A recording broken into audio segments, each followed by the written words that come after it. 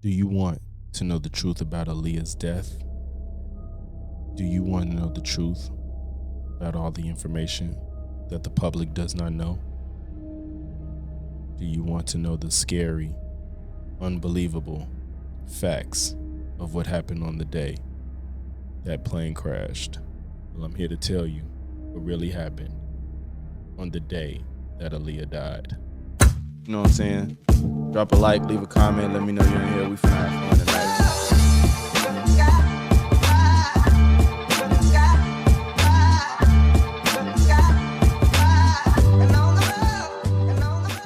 Today I want us to take a deep dive and pick apart Poetic Flakko's video on Aaliyah, where he boldly claims that she was murdered. And I have a problem with this because, for one, it's never been proven that she was murdered. And two, of course, he uses all types of very outreaching conclusions based upon loose ends of things being pulled together, and just it's a bungled up mess. Of course, if you already buy into this narrative, you're gonna believe it and you're gonna be like, oh yeah, I agree with everything, just like everybody in the comments. Yeah, this is so right, Flakko, you hit the nail on the head, man, you got this, ooh, ooh, ooh, ooh. And it's like, bruh, if you just take a second and just think about what's being laid out and ask the right questions, you'll see that this is an absolute bullshit argument to make for Aaliyah being murdered. If you've never heard of the term Occam's razor, it's basically a problem-solving metric where usually the simplest answer to a problem is the correct one. The common example used for Occam's razor is if you hear hooves beating, it's probably a horse that you will hear rather than a zebra. Although it's very possible that you could hear a zebra running out in the wild, the odds of that is very low since zebras are very uncommon and they're not animals that's in, civilization in any regular fashion. You're probably safe to assume that it's a horse if you can't physically see it. So when people come up with these conspiracy theories and there's all of these things that have to tie together, that makes the situation way messier, way more complex, and leaves more questions unanswered than answered, usually the simplest answer is the correct one. And more often than not, that is the case with situations like this. Before Jaguar Wright and the internet conspiracy theorists and the TikTokers and the YouTubers and the grifters, there were people who we believe as the general public are credible, family and friends of Aaliyah, who came out and stated, yo, this Aaliyah thing is a murder.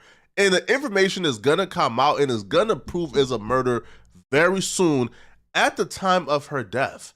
Not 20 years later, at the time of her death, this was being said. I just know that that was a murder. You know what I'm saying? That was a spiritual murder, whether people know it or not. Because God don't kill people.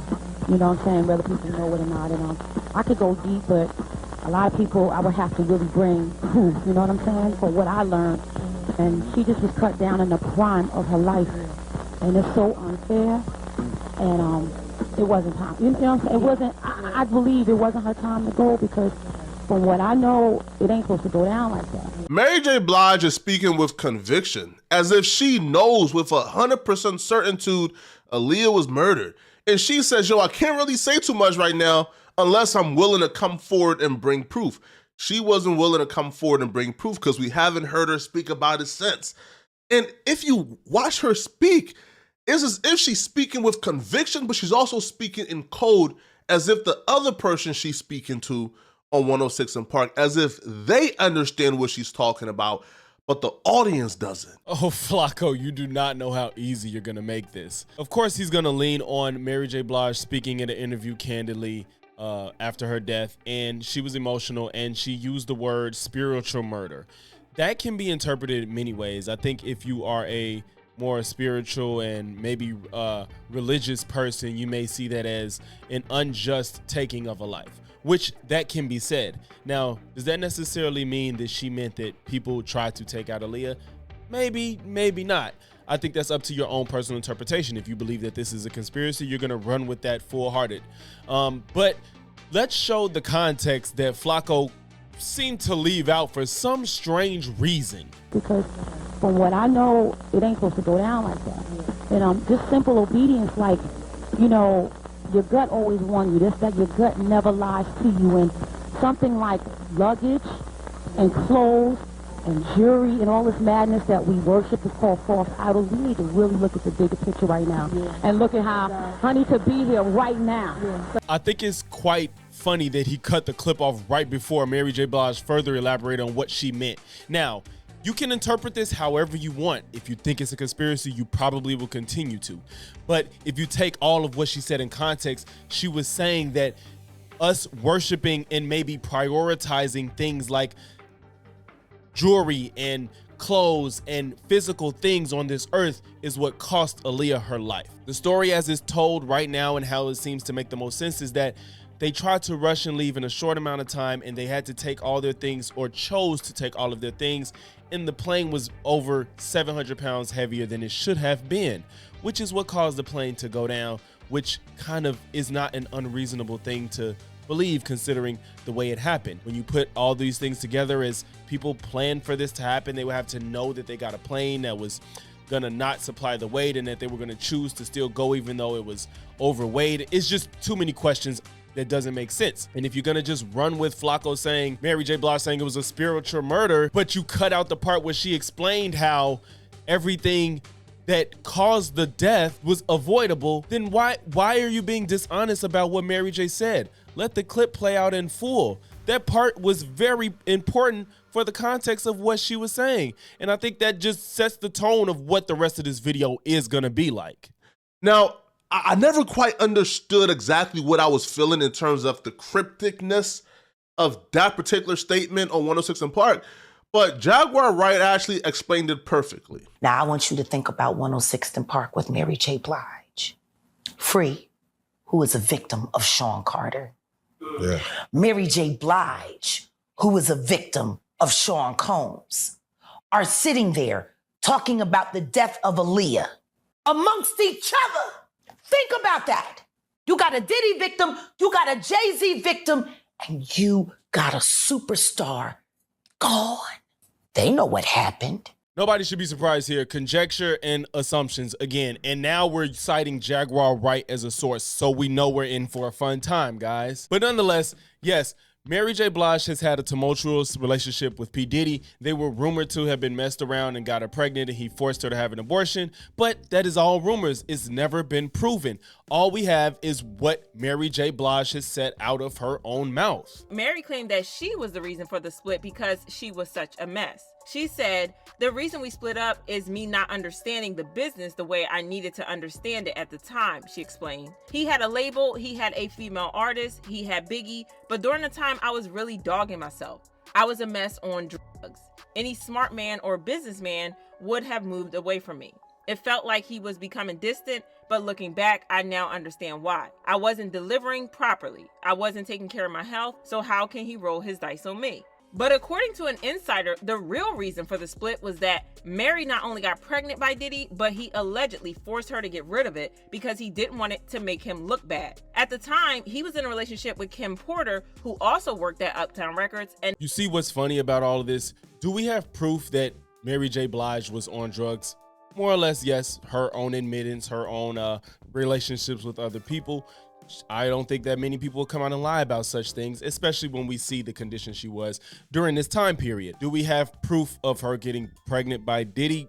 No, we don't. Not to say that it is impossible that can happen, but if we're gonna sit here and just make assumptions and just guess things, why not just say whatever the we want? I have $10 billion and you all should believe me because I said so, right? So you see where this logic falls apart. We can make assumptions all we want about things, but until there's a way to verify it, all you can do is guess and not pretend to act like you know this information to be true. With that being said, what I also can admit is that we also have proof that Diddy is a shit person, so maybe he can and maybe he had the ability to ruin his relationships with his artists. As far as the Free and Jay-Z thing, we also have things out of Free mouth that debunks what people have said about her, because it also has just been rumors that have never been proven or verified. I'm an outside baby. I can't. Working inside is cooler. I love working outside. Mad Jersey, Free. Where's the kid? You know, I be reading it all the way thinking y'all got a real question. Cut it out. I'll say it one time. Free has no biological children. You cotton picking fools? Cotton picking nuts. Now, does Free admitting that she has no biological children mean she had no relationship with Jay-Z? No, it doesn't. But that's the biggest thing that's been circulating about their relationship, is that Free had a child with Jay-Z. She just said she has not. There is no child out there saying they are free, and well, I don't know so much. I know there's a child saying that they're Jay-Z's, but I don't know if they associate themselves with Free. But she doesn't have any biological children. There's no record of it. Nobody can prove it. Jay-Z doesn't seem to back up these claims. All there is more rumor and speculation. And now apparently it's a point to where if you're seen in a picture with somebody, you either A, are their best friend ever, or you have a child with them. Fans are led to believe when they hear plane crash and plane accident that this was, no pun intended, just a 1 in a million rare freak accident. That there's nothing anybody could have done about it. This is just one of those things that just happens and it's unfortunate and you can't really do nothing about it. It's life. But no, that's the eerie part about the death of Aaliyah. This wasn't just a freak accident. This was something that could have actually been avoided pretty easily. Not just could it have been avoided, there was probably a 99.9% chance that Aaliyah would still be alive today. It's the 0.1% chance that happened where everything that could go wrong went wrong. And that's why it's eerie.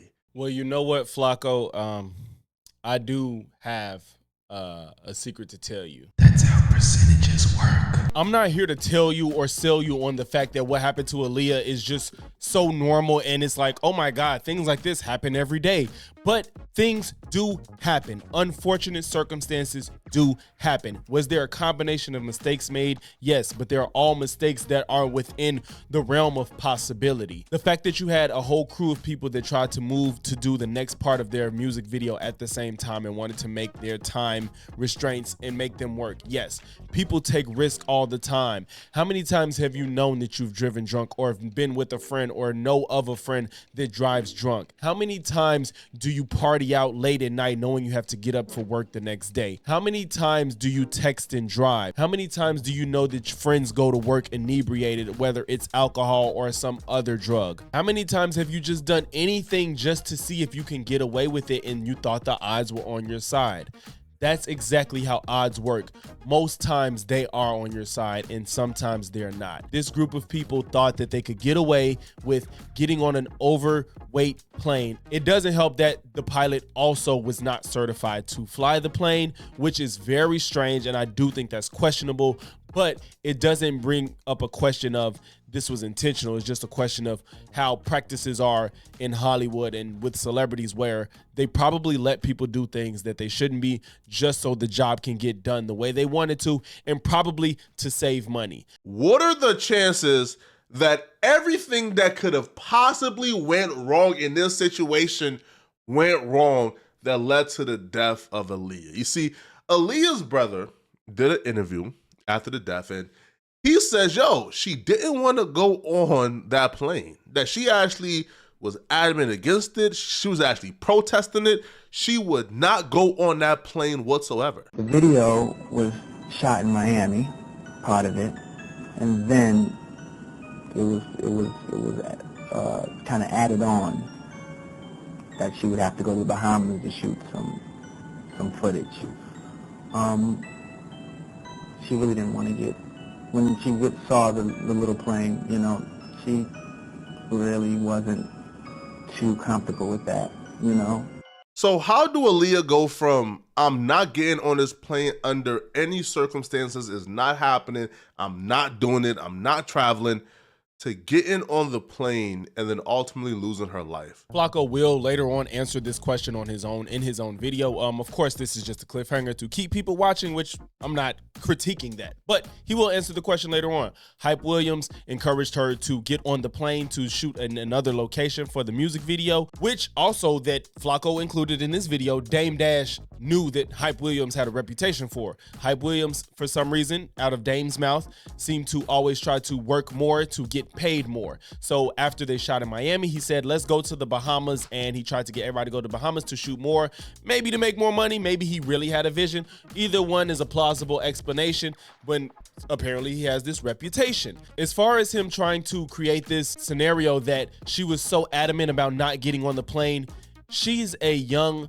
artist. She's not in charge of everything that goes on around her, and she knew that she needed this video to get done. It's only her that's gonna defend herself. There's not that many people that's gonna stick up for her and say, no, we're done, we're going home. That's not gonna happen, especially in the 2000s. That was not gonna happen.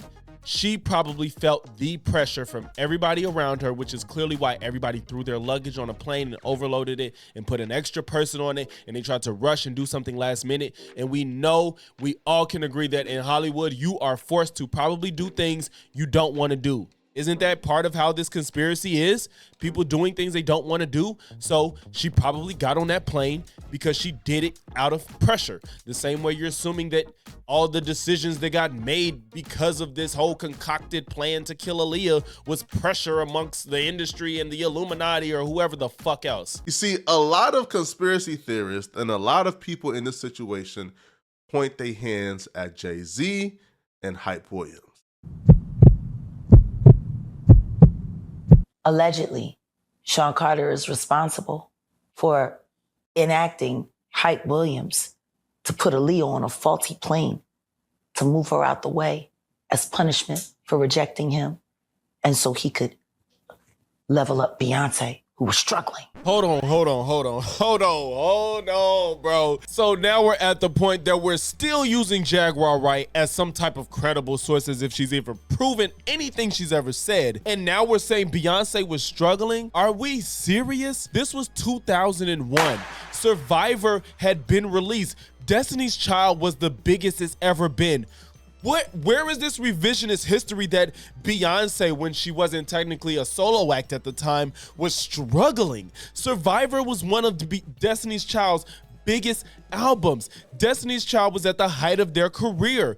Beyonce was not the Beyonce we know today.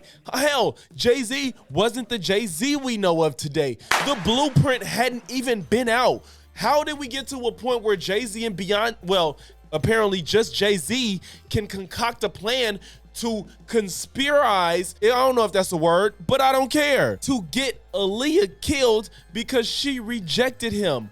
This is GTA levels of planning that make no sense in any form of reality that we live in or understand today. A lot of people point to Jay-Z because Jay-Z had an unhealthy obsession with Aaliyah. People found it weird that Jay-Z met Aaliyah when Aaliyah was with R. Kelly. That is not true. That's not true. It's not proven anywhere. Apparently the earliest Jay-Z have been known to meet Aaliyah was 1999, where she was 20 years old and he was 29 years old. That's the earliest I can see of anything of them ever meeting one another, not while she was dating R. Kelly. Jay-Z was well aware that R. Kelly was with a 15-year-old Aaliyah and got married to her.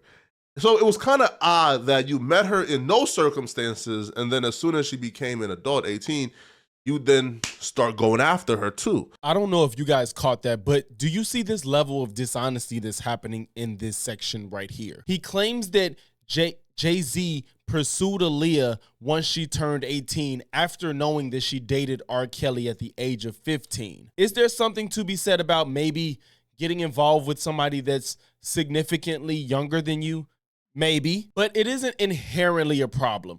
It can be, but it doesn't necessarily have to be. On top of all that, he's saying that the moment she turned 18 is when Jay-Z pursued her, although all reports lead to him even maybe being interested in her. She was 20 years old. Even with that information, it's rumored. There's no solid proof. Neither one of them have confirmed. There's no verification. There's nothing you can go to that 100% can verify that Jay-Z had any type of intimate relationship with Aaliyah. And even if he did, she was 20 years old, yet Flakko's presenting it as if it happened when she was 18, which in all honesty still wouldn't be a problem because she's of legal age.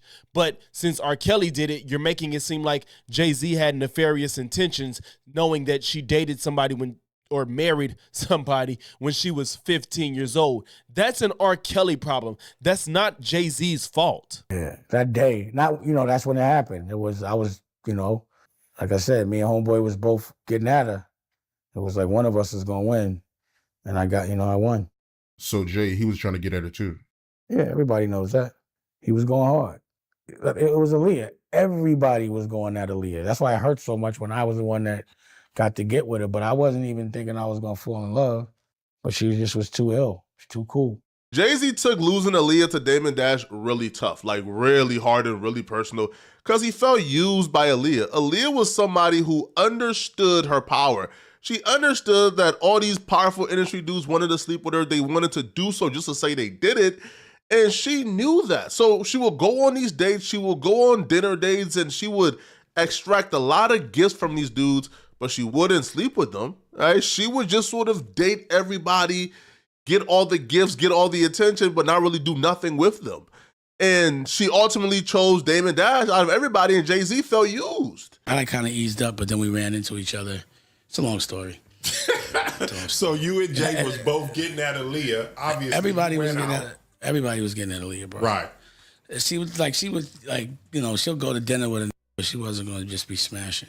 So that was like the big deal, like who could get with Aaliyah. Jay-Z felt so slighted that Aaliyah took his gifts, but then ultimately chose his friend over him, that he sabotaged a very lucrative business relationship with Damon Dash.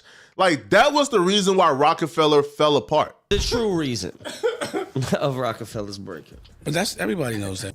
No, Dame, everybody does not know that. The reason why Rockefeller broke up in the first place was because he didn't want to break bread with Biggs no more. And I was like, yo, we can start something different. But I can't do that to Biggs. You know what I mean? Hold on. What you mean he didn't want to break? What do you mean? He didn't want Biggs to be a part of it anymore. That's what happened. He probably like leaned on us and was like, yo, I should get more. And I'm like, I'm the best CEO in the world. I'm not doing that. Right.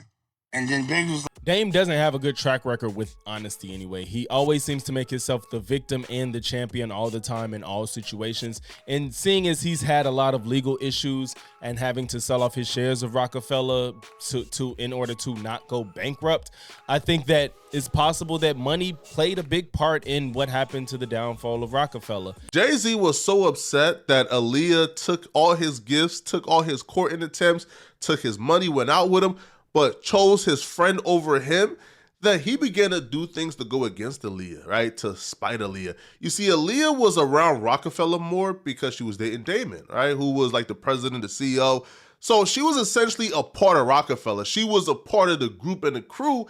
So Jay-Z doing things like making an album with R. Kelly, going on tour with R. Kelly, bringing R. Kelly around more, knowing that Aaliyah was also around, was kind of odd. This is another big reach with Flakko. Yes, Jay-Z did start making music with R. Kelly in 2000 with the Fiesta remix, and then you have Guilty Until Proven Innocent in 2001. And then that's when the Best of Both Worlds and then Unfinished Business happened, which was between 2002 and 2004. Aaliyah had passed away. This is possible to say that it was to spite Aaliyah, which I'm not buying, but it's very much so possible. But Flakko, stick to the time frame where it makes sense. Don't mention the tour and stuff like that in the album when those were happening after Aaliyah's passing. You're injecting more conjecture to a situation to make it fit your narrative, but you absolutely can't prove that. Jay-Z worked with R. Kelly, yes. Dame felt like Jay-Z didn't like him because of Aaliyah. It's possible, but all of this is still trying to build the narrative that Jay-Z had something to do with Aaliyah's death, and that's where I have a problem. Did Jay know about what he did to Aaliyah? Did he know that everybody knew R. Kelly married Aaliyah at 15? Everybody knew that. So was the conversation had like, yo, how you gonna go and do something with this dude? Hell yeah, that conversation was had. Hey, you think I'm soft? Pause, like I'm punk? That didn't happen. I was like, yo, how you gonna do a project with my motherfucking girl? We had the conversation. Why would you still with a nigga with someone that raped your girl? Would you still do anything with that person? So why would anyone expect me to? Like, that's what I don't understand. I'd be like, yo, people be like, why? Well, just that alone. There's a lot of other shit. I just want to let it be known that he did say there's a lot of other shit. I didn't say it, he did. In my personal opinion, not making any claims, positive claims, my opinion is that other shit is probably a bigger catalyst to the end of Rockefeller than bringing around R. Kelly. And it very well could have been the straw that broke the camel's back, but that camel's back was pretty much broken and the straw just wasn't going to help it. But that alone was like the nail in the coffin for me. I was out of there.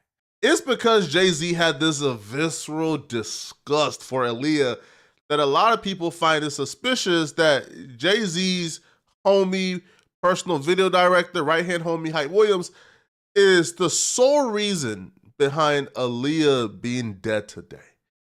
Because Jay-Z was already going out of his way to spite her and doing things to be very petty to Aaliyah, that when you factor in that his video director is the reason why Aaliyah is currently dead, he's the only reason why Aaliyah is currently dead, it's like, damn, that's a little sus, all right? Hype Williams and Aaliyah was filming a music video for Rock the Boat in Miami.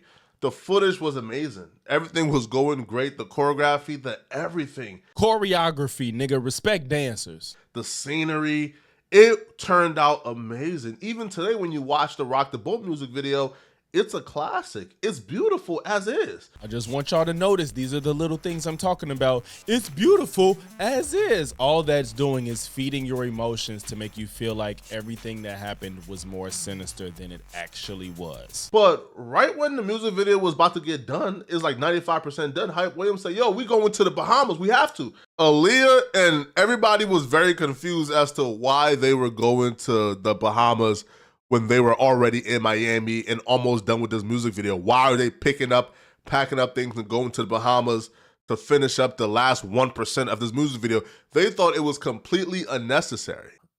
She was in Miami and the video was supposed to be in Miami. And I had told her, I was like, Hype does this thing where he'll act like he needs more days just so he can get paid more. And don't let him do that. And then, you know, all of a sudden she comes back and was like, he wants to go to the Bahamas. I was like, I told you he was going to do that. Everybody thought this was weird, but Hype Williams was the premier video director at the time, so they went along with it. They just went with it. So Aaliyah, being somebody who was super paranoid, super terrified to fly, just hated flying. She didn't want to fly a commercial. So she began to make accommodations on how she would get to the Bahamas safely. So she began to call her friends, and you know, one of the people that she reached was Lenny Kravitz. And Lenny Kravitz had this beautiful, huge private jet that could fit tons of people. So he sent his private jet to Aaliyah for her to use it. However, Aaliyah didn't get to use the huge, beautiful, safe private jet. And what I had heard was that, what I was told was she was supposed to be on Lenny Kravitz's jet, but like he offered it to her, and you could ask Lenny Kravitz, I guess. And Hype took it and had her on that plane, but he had to like pattern like.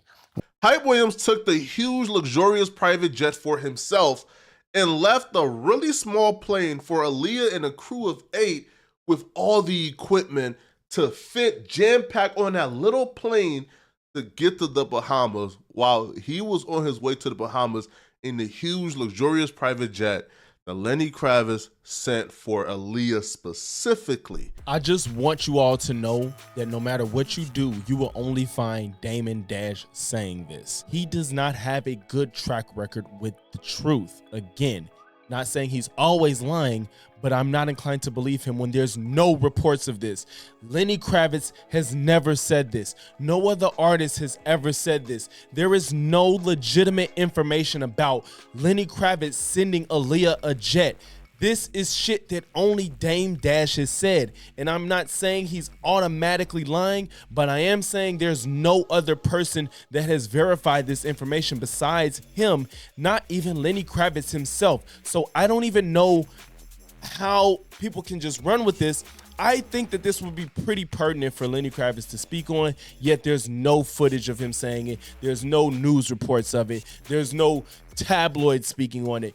Nothing but Dame Dash saying it happened. Therefore, I can't just assume that it's true because there's not more than one source outside of Dame Dash that has said anything about this. Now, here's where things get weird.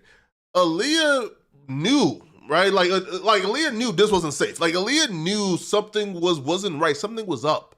So Aaliyah had to have been drugged.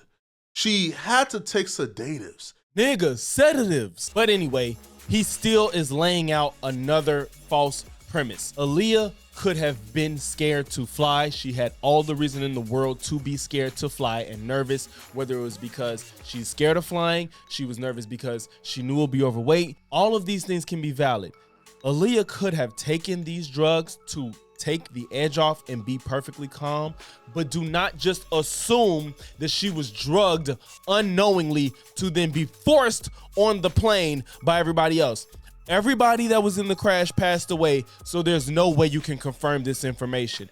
Despite Aaliyah telling Dame she didn't want to get on, that does not mean she was not going to get on, because Aaliyah at that point pretty much had no choice. If she was being pressured and everybody else was trying to leave and there was no other mode of transportation but for everybody just to get on this jet, which is a predicament they shouldn't have been in the first place, to be very frank, she was under a lot of pressure and probably had not much of a choice but to get on that plane. Do not just say she was drugged and presented as it was unknowingly if you don't absolutely know that information for 100% fact. And to add insult to injury, there's no toxicology report that even says Aaliyah had drugs in her system. The only person they found to have drugs in their system was the pilot. Here's where things start getting a little weird. Now, obviously, the first thing that anybody will spot, if Hype Williams had the private jet, the luxurious, huge private jet with a lot of seats that could take a lot of people, why would he take that by himself and force 8 people to fit in one small, cramped private jet with equipment that went over the limit? Why wouldn't you take that equipment and put it in a huge private jet, or take the group of 8 and split up in 4 and set them with Hype Williams? Why would he take the plane by himself and then force Aaliyah to go on a plane with 7 other people when the limit was 7 total, not 8, and then put equipment that forced the plane to go 900 pounds above the weight limit? Why would they do that? I'm not trying to be nitpicky, but just for fact's sake, it was 700 pounds over, not 900. And these are all valid questions that I don't even think anybody is out of line for asking. But the problem is we're answering questions that aren't already based in reality. Your lies have created more lies to create questions that don't need to be asked. This Hype Williams, Lenny Kravitz thing is not founded anywhere that's a reputable source or that's besides Dame Dash's mouth. Again, Dame Dash does not have the best history with the truth. Almost every time he tells this story, there seems to be some new information that gets added, because even this Lenny Kravitz thing is relatively new. Aaliyah has passed over 20 years ago, and yet there's still new information getting found 20 years later. I do find that a bit strange, and I don't know why Lenny Kravitz hasn't agreed or disagreed with this, but his silence makes it more so you can't just run with it. At this point, I can't engage with what Flakko is saying because it's been set up as it's a truth when we really don't know that to be the case. The pilot that was tasked of carrying Aaliyah, a global superstar, was rejected from every other professional private jet airline company. They rejected him. This pilot faked his transcripts, faked his training, ain't have enough hours to be a professional pilot. Nobody would touch him. But this airline that sent that little plane for Aaliyah, this airline was the only one to ever give him a gig, and that was his first gig. Now, check it out, people. When the pilot went to pick up Aaliyah, not only was he inexperienced and shouldn't be there, but this man was on coke and alcohol and high out of his mind. Now, all of this is actually true. This is the most mind-boggling, questionable, infuriating parts about what happened with this incident. Why on earth was a pilot that was not certified, on drugs, not able to fly, hasn't gotten his pilot's license, all of that stuff, never got his first flight wings, able to fly a private jet, especially one with celebrities on it? I think this is where I said in the beginning of this video where there are questionable things that do happen in Hollywood. By no means am I disregarding that. I think this was just another flaw in the system as to where people are trying to do things and get them done when people just throw money at it. I don't know that for certain, but I think that's a better answer than all of this being concocted by Jay-Z or Hype Williams or the Illuminati. Why was somebody on drugs able to fly celebrities? Why was somebody able to fake their flight hours and certifications to fly able to fly celebrities? Why was he there in the first place? There was a mix-up with Aaliyah's flight plans apparently, and I guess maybe they just figured, they'll be okay. It's a short flight, or it's just a few people, maybe. And apparently, even though the guy was high and drunk, or at least intoxicated, he still warned them that the plane was overweight. Either way, this was not okay, and he did warn them, but they still chose to do it, which in my honest opinion doesn't seem out of line, because people probably think, oh, you know, just like an elevator, the max capacity is the capacity, but you probably still can safely go over it a little bit. In my opinion, I think 700 pounds is way too much. But I think that's just one of those things where a lot of people do think they're invincible and they're Superman, and they like, we'll be okay at the end of the day. And it just didn't work out this time. 0.1% of the time is what we've seen happen. The 0.1%, which is the instance where all the signs were ignored, that's what got Aaliyah. Now, you can say the 0.1%, the probability of everything going unnoticed and happening is 0.1%. Now, you can say the 0.1% is coincidental. I don't think so, bro. Nah, bro. That 0.1% had to be intentional, bro. It had to be manually manufactured for everything to happen how it happened. Now, people point at Jay-Z because, you know, they believe that Jay-Z and Hype Williams was in cahoots. I'm not going to go there because I don't know. I agree, Flakko. You don't know, and I don't know either. But what we do know is that none of this checks out in reality. I just want you guys to ask yourselves these questions. These are the questions you need to make sense of to make all of this make sense for Aaliyah's death. Is being turned down motive enough to kill 8 people in a plane crash, especially as a high-profile celebrity? How could Jay-Z and or Hype Williams know that the crew would go over the plane's weight? That would imply that the people pressuring her to get on were in on the plot. Would 7 people kill themselves just for Jay-Z's hurt feelings over Aaliyah? Why isn't there any drugs found in Aaliyah's autopsy? Why would Jay-Z continue working with R. Kelly after Aaliyah's death if all of this was to spite Aaliyah? How come none of these claims have any evidence to support them? Why would Flakko cut out Mary J being explicit about her explanation of why she felt Aaliyah died at the very beginning of this video? That was not done on accident. He knew that it would not help his case if Mary J had the context with the video that he played. I'm sure if you just took the time and really analyzed this whole situation and just really asked these questions, a lot of this would make no sense to you, and you would understand that it was a series of unfortunate events. I want to thank y'all. If you made it to this point in the video, I couldn't tell you how much I appreciate it. You know, this isn't the content I put up every day, but this is the content that I put the most work and effort and thought and time into. So if you made it to this point, there's no reason I shouldn't have earned a like, comment, or sub by this point. So if you have not done it by now, please make sure you do. I appreciate you so much. And if you disagree with anything that I said, let me know in the comments. We definitely can have a real live chat stream or make a video I'll post up. I will engage in the comments, but if you have some serious disputes that you really want to talk about that we have to dig deep and go through information in real time, I am willing to do that. Just make sure you let me know in the comments. But I will reply, but we can't get too deep. We can't really figure out the truth through the comments. So if you really want to have a real conversation, let me know. Join the Discord. It's in the description and we can get to it. I appreciate y'all, man. Until y'all see me in the next one, peace.